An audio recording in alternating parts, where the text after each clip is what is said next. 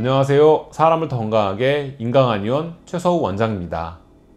머리 떨림 치료하려면 안과 밖 두 방향에서 접근해야 합니다. 안에서는 뇌의 혈액순환과 뇌척수액의 순환을 개선하는 치료를, 밖에서는 머리와 목 주변의 근육의 긴장을 해소하고 경추를 바르게 하는 치료를 진행해야 합니다.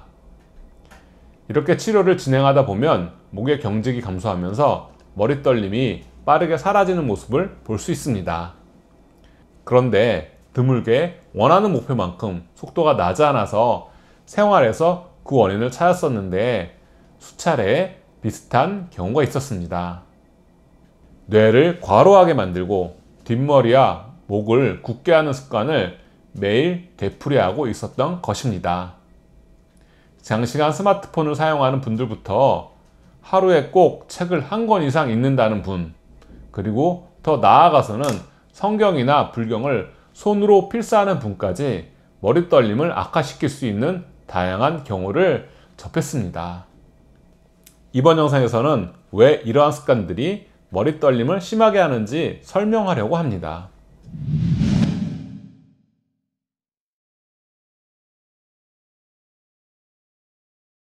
동의보감 신형편에 나오는 양생에 대한 구절을 보면 12소가 있습니다.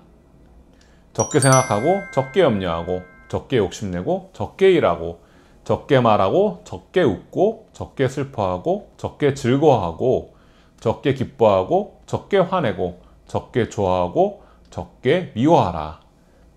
우리가 아는 모든 이성적, 감정적 행위는 뇌와 연결되어 있습니다.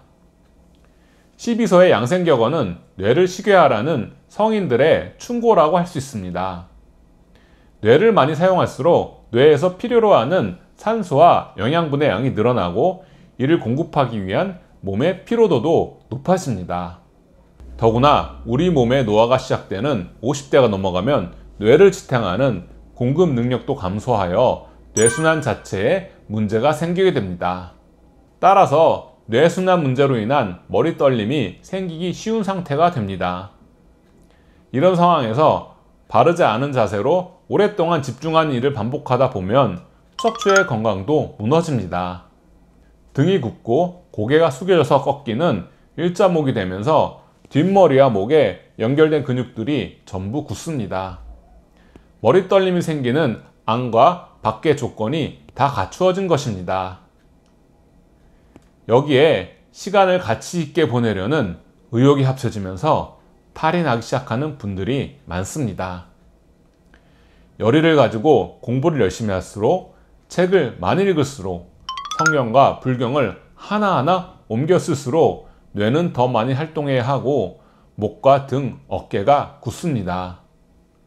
뇌에 필요한 물질은 많아지는데 머리를 향해 올라가는 길은 막히니 떨림이 더 많이 생깁니다. 특히 경전을 옮겨 쓰는 사경이나 쓰기를 많이 하는 공부를 할 때 그 현상이 더 심해지는 것 같습니다. 글씨를 쓰는 세밀한 작업을 장시간 지속해서 이에 관계된 어깨, 등 근육들이 굳으면서 단단해지기 때문에 이를 해소하기 위한 치료에도 더 많은 시간과 노력이 필요했습니다. 더 큰 문제는 에너지 소모가 크기 때문에 심장을 피곤하게 하여 심노 증상이 온다는 점입니다. 심장은 혈액을 통하여 산소와 영양분을 뇌로 공급하는 역할을 하는데 심장이 지치면서 기능이 떨어지면 당연히 뇌순환도 약해지는 문제가 생깁니다.